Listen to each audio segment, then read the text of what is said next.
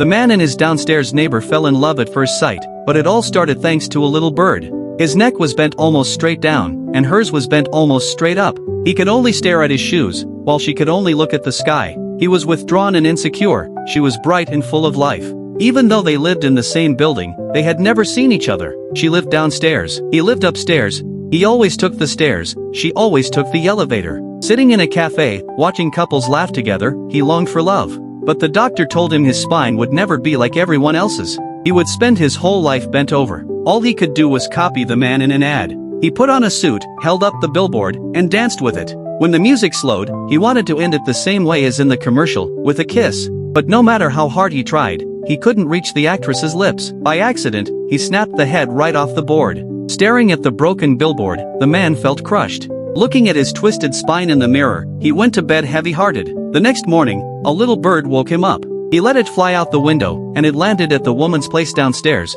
where she greeted it with kisses.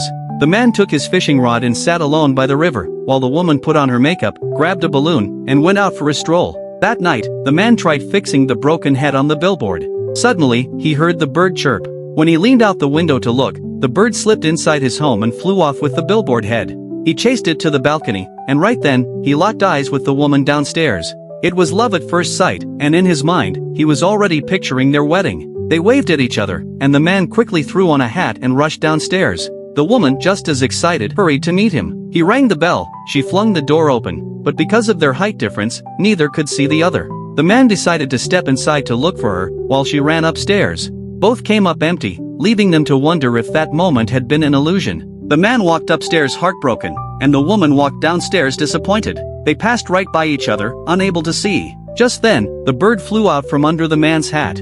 Hearing its chirp, they both stopped and turned. Their eyes met again. Thanks to that little bird, the two finally found each other.